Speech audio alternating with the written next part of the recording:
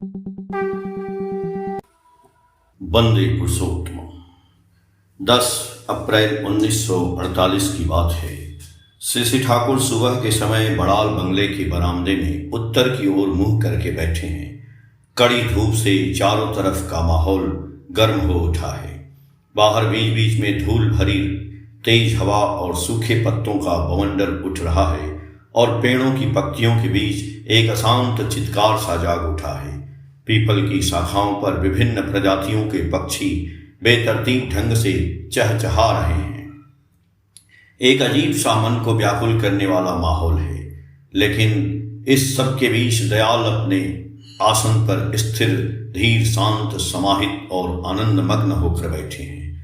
बाहर के उथल पुथल भरे मौसम की ओर जैसे उनका कोई ध्यान ही नहीं है, या शायद उनके सर्वव्यापी प्रेम और लगाव के आगे प्रकृति का यह उथल पुथल भरा रूप भी सुखद और उपभोग्य बनकर प्रकट हो रहा है। इसलिए जो बातें हमें द्वेलित करती हैं वही शायद उन्हें उल्लसित कर रही हैं। केशवदा भट्टाचार्य, सुशीलदा बसु, शरणदा हालदार, प्रमथदा दे, गोपेंदा राय, शैलेंदा भट्टाचार्य, नरेशदा दास, मणिदा कर, वीरेंदा मित्र, चित्तदा मंडल, हरेंदा बसु, शैलेशदा विश्वास, अश्विनीदा दास, रमेशदा चक्रवर्ती, सरोजनी माँ, काली षष्ठी माँ, कालिदासी माँ, सौदामिनी माँ, सेवादी, दक्षादी, ननिदी, विजयदा की माँ, सुरबाला माँ, अमूल्यदा की माँ, शैल माँ, ज्योति, खुकू, कुमुद, खोकन सहित कई लोग उनके पास उपस्थित हैं। एक के बाद एक विषय पर चर्चा चल रही है और दयाल आनंद में विभोर होकर बातें करते जा रहे हैं। उनके अलौकिक प्रेम की सुगंध से सुरभित सुख सानिध्य में भक्तगण मानो अमृत के सागर में डुबकी लगा रहे हैं।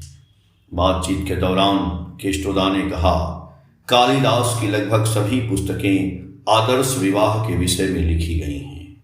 श्री ठाकुर जी बोले, उन्होंने समाज को कल्याण के पथ पर, शुभ और सुंदर जीवन के पथ पर तथा आनंद के पथ पर आकर्षित और प्रबुद्ध करने के लिए काव्य रचा है। श्रेयस्कर उत्कृष्ट प्रेम ही सार्थक सृजन का स्रोत है, और वह प्रेम अच्छे बुरे के वास्तविक द्वंद्व के बीच से भी केवल अच्छाई ही चाहता है, अच्छाई की ही खोज करता है और अच्छाई ही करता है, ताकि अस्तित्व की भावना के साथ अच्छाई ही प्रतिष्ठित हो। जिनके पास यह मूल पूंजी नहीं है, लेकिन वे एम्बिशन, महत्वाकांक्षा की प्रेरणा या अपनी प्रतिभा के अहंकार में रचनात्मक कार्यों में हाथ डालते हैं, उनके बोध में अंततः भारी कमी रह जाती है। इसीलिए उनके अनियंत्रित योगदान के कारण अक्सर समाज का भला होने के बजाय नुकसान ही होता है। केष्टोदा बोले, कई लोग कहते हैं आर्ट फॉर आर्ट्स सेक, कला केवल कला के लिए। यदि कोई कलाकृति कला की मांगों को पूरा करती है और रस से परिपूर्ण है तो बस उतना ही काफी है। वहां किसी अन्य आवश्यकता या मापदंड को लाना निरर्थक है। श्री ठाकुर जी बोले, मुझे लगता है कि कला यानी आर्ट और जीवन, लाइफ के बीच कोई विरोधाभास, कॉन्ट्रडिक्शन नहीं है, बल्कि जो सत्ता को सरस और परिपुष्ट करने की प्रेरणा दे वही कला का सच्चा आदर है। जो कला सृजन जीवन रस को छलका न सके उसे मैं रस परिपूर्ण कला के स्तर तक पहुंचा हुआ नहीं मानता। कालिदास की शकुंतला नाटक के बारे में आप लोगों से जो सुना है उसमें मानव की स्वाभाविक कमियों, दुर्बलताओं और प्रवृत्तियों को छिपाया नहीं गया है, लेकिन उन सभी का एक मंगलकारी और मधुर परिणाम तथा पूर्णता दिखाई गई है। जरा सोच कर देखिए, शकुंतला को देखकर जब दुष्यंत के मन में चंचलता पैदा हुई तो एक बार उनके मन में आया कि शायद शकुंतला ब्राह्मण कन्या है, इसलिए उसके प्रति काम भावना जगाना उचित नहीं है। लेकिन मन की चंचलता कम न होते देखकर उन्होंने यह निष्कर्ष निकाला कि शकुंतला निश्चित रूप से क्षत्रिय कन्या ही होगी, क्योंकि उनका यह दृढ़ विश्वास था कि उनका अनुशासित मन किसी ब्राह्मण कन्या की ओर कभी प्रवृत्त नहीं हो सकता। इस छोटी सी घटना से ही उस समय की संस्कृति, कल्चर और चरित्र, कैरेक्टर के स्वर, टोन का पता चलता है। इससे यह स्पष्ट होता है कि प्रतिलोम विरोधी विचारधारा मानव मन में कितनी स्वाभाविक और रची बसी थी। केष्टोदा बोले, के.एम. मुंशी ने कहा है कि संस्कृत भाषा की शिक्षा की एक विशेष आवश्यकता है। मुझे भी लगता है कि संस्कृत के रत्न भंडार में प्रवेश किए बिना आर्य संस्कृति के बारे में सही धारणा बना पाना संभव नहीं है। श्री ठाकुर सामने की ओर थोड़ा झुककर एक अद्भुत और मनमोहक मुद्रा में हाथ हिलाते हुए बोले, मैं भी तो वही कहता हूं। यदि राष्ट्रभाषा स्टेट लैंग्वेज बनानी है तो वह संस्कृत भाषा ही है। संस्कृत की शिक्षा इस प्रकार दी जानी चाहिए ताकि उस भाषा को लिखना और बोलना सहज और अभ्यास में आ जाए। संस्कृत का ज्ञान बढ़ाने से प्रांतीय भाषाएं भी समृद्ध होंगी। प्रमथदा बोले, जयराम दास दौलत राम भी इसी प्रकार की बात कहते हैं। शरणदा बोले कि गीता में कहा गया है, परित्राणाय साधूनाम विनाशायश्च दुष्कृताम धर्म संस्थापनार्थाय संभवामि युगे युगे। यानी साधुओं की रक्षा के लिए, दुष्टों के विनाश के लिए और धर्म की स्थापना के लिए मैं युग युग में प्रकट होता हूं। इसमें विनाशायश्च दुष्कृताम शब्द का अर्थ क्या है? श्री ठाकुर जी बोले, यदि संपूर्ण संसार को उनकी नीति, नियमों और दर्शन से युक्त विचारों से प्लावित यानी फ्लड कर दिया जाए तो लोगों को दीक्षित करके उनके बताए मार्ग पर चलाया जाए तो मनुष्यों में दुष्कर्म करने की इच्छा ही कम हो जाती है। जब वे आते हैं तब उन्हें देखकर उनसे प्रेम करके मनुष्य की सत्य यानी सच्ची जीवन वर्धक सोच और कार्य बढ़ जाते हैं, और जैसे जैसे यह बढ़ता है असाधु प्रवृत्तियां भी उसी अनुपात में नष्ट होने लगती हैं। जहां तक मैं समझता हूं, वे नहीं चाहते कि कोई भी नष्ट या समाप्त हो जाए। वे तो बचाना ही चाहते हैं और बचाने का ही निरंतर प्रयास करते हैं। जब तक सांस है तब तक आस यानी आशा बनी रहती है, लेकिन जब मनुष्य के कर्म ही उसे बचने के रास्ते को पूरी तरह बंद कर देते हैं तब वे क्या कर सकते हैं? कुरुक्षेत्र का युद्ध टालने के लिए उन्होंने कोई कम कोशिश तो नहीं की थी, लेकिन दुर्योधन के दल ने उन्हें वह अवसर दिया ही कहाँ। इसलिए जो परिणाम होना था वही हुआ। शरणदा बोले, दुनिया से दुष्टों का विनाश तो शायद कभी पूरी तरह नहीं होता। कुछ बुरे लोग हमेशा रहते हैं जिनका काम ही दूसरों को नुकसान पहुंचाना होता है। इससे मुक्ति का क्या उपाय है? श्री ठाकुर जी बोले, हाँ वे रहते हैं, लेकिन यदि अच्छे लोगों की मेजॉरिटी यानी संख्याधिक्य हो, यदि वे स्ट्रांगर यानी अधिक बलवान हो और बुराई उनके सामने निष्प्रभ कमजोर रहे तो कोई नुकसान नहीं होता। प्रतिलोम विवाह से उत्पन्न संतान विश्वासघातक होती है, उन्हें सुधारना बेहद कठिन होता है। सुना है राजा वेन ने प्रतिलोम विवाह का प्रचलन शुरू किया था। उससे पहले शायद प्रतिलोम नहीं था, लेकिन तब से प्रतिलोम प्रथा बंद नहीं हुई। बुराई का अर्थ है प्रवृत्ति प्रेरित तीव्र वासना। हम मृत्यु नहीं चाहते, लेकिन हमारे कर्म मृत्यु की दिशा में ही चलते हैं। भगवान का एक नाम विधि भी है। हम जैसा करेंगे, जैसा चलेंगे, वैसा ही फल पाएंगे। इससे कोई बच नहीं सकता। फिर भी परमपिता दया करके सदैव हमें अनगिनत तरीकों से बचाते हैं, इसीलिए हम जीवित हैं, वरना हमारी भूल चूक और गलतियों का क्या कोई अंत है? जितना संभव हो भूलों से बचकर कल्याण के मार्ग पर चलना चाहिए। इसके अलावा यदि नेतृत्व करने वाले लोग ऋषि अनुशासित मार्गदर्शित पथ पर चलें और दूसरों को भी उसी मार्ग पर ले जाएं, तो कल्याण का मार्ग बहुत हद तक सुगम हो जाता है। जिन विषयों को वे अच्छी तरह नहीं जानते या समझते हैं, उन पर उनका साइलेंट यानी शांत मौन रहना ही बेहतर है। लेकिन प्रवृत्तियां सनक के वश में होकर यदि वे वाइटल ट्रुथ जीवनीय सत्य की अवहेलना करके चलते हैं और दूसरों को भी उसी मार्ग पर चलने के लिए प्रोत्साहित करते हैं, तो इससे समाज का भारी नुकसान होता है। आज हमारे देश में ऐसे कई बड़े बड़े नेता हैं जो वर्ण व्यवस्था को तोड़ने के पक्षधर हैं और प्रतिलोम विवाह को बढ़ावा देने के लिए दृढ़ संकल्पित हैं, लेकिन वे यह नहीं समझते कि इसके परिणाम स्वरूप भावी पीढ़ियों के वे जीन ही नष्ट हो जाएंगे, जिनके कारण मनुष्य वास्तव में सच्चा मनुष्य बन पाता है और अपना तथा अपने परिवेश का कल्याण कर सकता है। यह कितनी बड़ी क्षति है, इसका अनुमान भी नहीं लगाया जा सकता।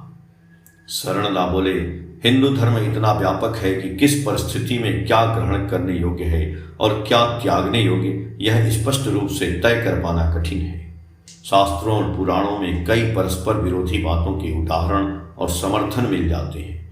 पुराणों को पढ़ने पर पता चलता है कि उस समय समाज में तरह तरह की सुप्रथाएं और कुप्रथाएं दोनों ही प्रचलित थी।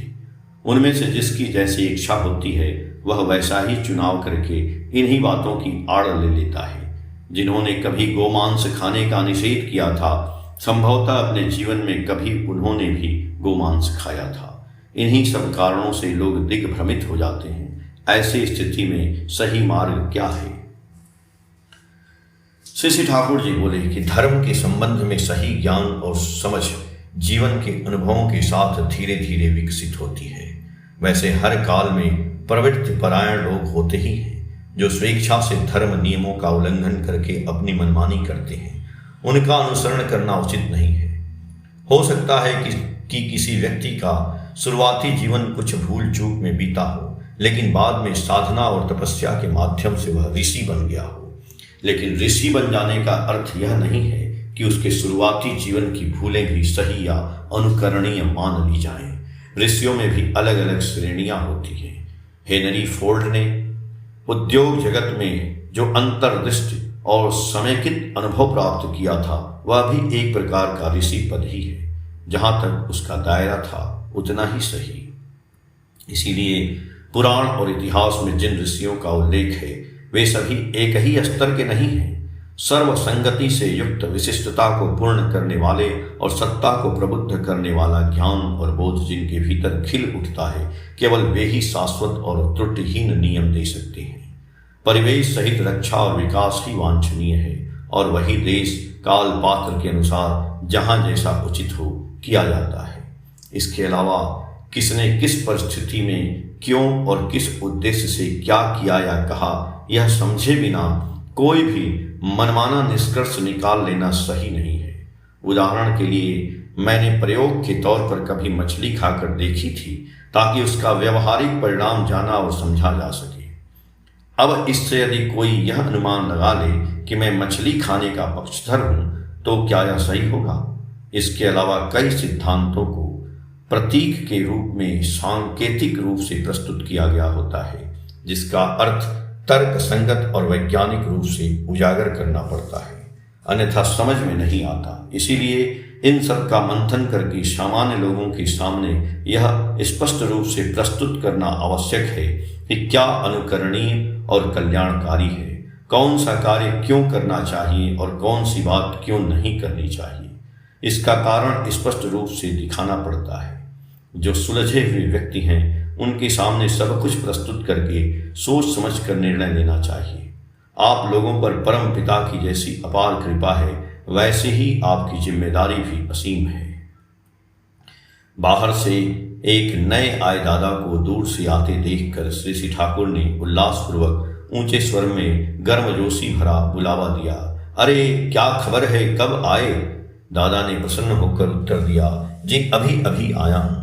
हाथ में एक थैला देखकर श्री श्री ठाकुर ने पूछा, उसमें क्या है?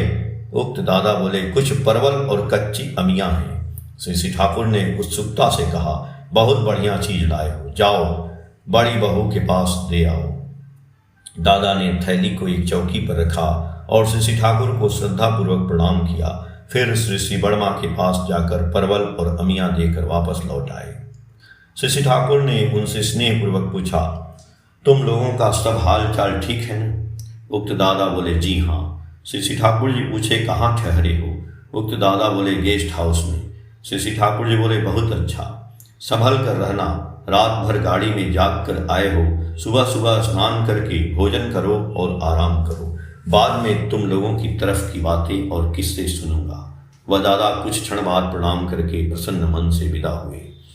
श्री श्री ठाकुर तकिए के सहारे एक नयनोभिराम मुद्रा में अर्धलेटी अवस्था में शरणदा की ओर देखते हुए मुस्कुराते हुए बोले, मैंने सुशीलदा और केष्टोदा से भी कहा है और आपसे भी कह रहा हूं, कोई एक ऐसी प्रतिलोम संतान ढूंढ कर निकालिए जो वास्तव में महान बनी हो। उन्हें तो ऐसी कोई संतान नहीं मिली, आप ही तलाश करके देख लीजिए। शरणदा बोले, नजर में तो ऐसा कोई नहीं आता। कुछ देर बाद शरणदा फिर बोले, मुझे लगता है कि प्रकृति में आम तौर पर अनुलोम की प्रवृत्ति ही देखने को मिलती है। श्री ठाकुर जी बोले, मुझे भी यही लगता है। प्रकृति हमारी वंश परंपरा की अनुकूलता को पूरित करना चाहती है, प्रतिलोम इसके विपरीत है। इसके बाद वंशानुगत संस्कार और शिक्षा के संबंध में चर्चा छिड़ गई। श्री ठाकुर जी बोले, हेरिडेटरी इंस्टिंक्ट, वंशानुक्रमिक संस्कार जिस तरह के हों वैसे ही शिक्षा दी जानी चाहिए। कुल के आचार विचार, कुल के अनुसार आजीविका और कुल के अनुकूल विवाह सही रहने पर सहज संस्कार तरोताजा और जीवंत बने रहते हैं। इसके साथ ही यदि सही शिक्षा के माध्यम से उनका पालन पोषण किया जाए तो व्यक्ति अत्यंत कर्मठ और कुशल बन सकता है। तब शिक्षा भी सार्थक और आनंददायक बनती है। स्वाभाविक रुचि के अनुसार शिक्षा ग्रहण करने पर शिक्षा का आदान प्रदान छात्र और शिक्षक दोनों के लिए आनंददायक होता है। जो व्यक्ति जैसा बनने के लिए जन्मा है उसे वैसा ही बनने में मदद करना शिक्षा का मुख्य उद्देश्य है। एक सियार का बच्चा और एक कुत्ते का बच्चा दिखने में भले ही एक जैसे लगे, लेकिन उन्हें एक ही तरीके से शिक्षा नहीं दी जा सकती। सियार के बच्चे को कुत्ता नहीं बनाया जा सकता, उसे एक अच्छा सियार बनाने का ही प्रयास करना होगा। कुत्ते के संदर्भ में भी यही बात लागू होती है। प्रत्येक व्यक्ति की शिक्षा उसकी अपनी प्रकृति के अनुसार होनी चाहिए। जो व्यक्ति व्यक्तिगत विशिष्टता को समझकर उसे निखारने में मदद कर सके वही सच्चा अभिभावक, सच्चा शिक्षक और सच्चा मार्गदर्शक है। इसके बाद कई लोगों ने विदा ली। रात में पूजनीय बड़दा रे ने श्री ठाकुर से कहा, आज रे के साथ ध्रुजटी और भोलानाथ दा की एक बहस छिड़ गई थी। श्री ठाकुर ने उत्सुक होकर पूछा, किस बात पर बहस हुई? बड़दा बोले, रे कह रहा था कि श्री ठाकुर जो जो करते हैं हमें वही करना होगा, जबकि वे लोग कह रहे थे ऐसा नहीं है, वे हमें जो करने के लिए कहते हैं हमें वही करना होगा। श्री ठाकुर ने यह सुनकर कहा, my life is my materialised maxim, मेरा जीवन ही मेरे सद्गुणों और नीतियों का व्यवहारिक रूप है। मैं जो स्वयं नहीं करता उसे कभी दूसरों को करने के लिए नहीं कहता। ऐसी बातों में जीवन नहीं होता, इसलिए मैं जो कहता हूँ उसे करने के लिए मुझे जो करते हुए देखते हो वही करना होगा। प्रफुल्ल दा बोले, भोलानाथ दा का दृष्टिकोण शायद ऐसा है कि कई बातें ऐसी हैं जो केवल ठाकुर के लिए ही संभव हैं, लेकिन हमारे लिए वैसा करना खतरनाक हो सकता है। ठाकुर एक विकृत चरित्र वाले व्यक्ति को भी अपनी अनुकंपा और विभिन्न प्रक्रियाओं के माध्यम से सुधार सकते हैं, लेकिन उन्हें देखकर यदि मेरे जैसा दुर्बल चरित्र वाला व्यक्ति वैसा करने जाए तो दूसरे का सुधार तो नहीं होगा बल्कि खुद का ही विनाश हो जाएगा। श्री ठाकुर जी बोले, वैसा करने के लिए मैं जिस प्रकार एबव में ऊपर ऊंचे स्तर पर रह कर करता हूँ उसी प्रकार करना होगा, अन्यथा लाभ की जगह नुकसान हो जाएगा। फिर भी यदि कोई उस स्थिति या धरातल पर खड़े होकर सही तरीके से कर पाता है तो वह भी सक्सेसफुल कृतकार्य यानी सफल हो सकता है। जय गुरु।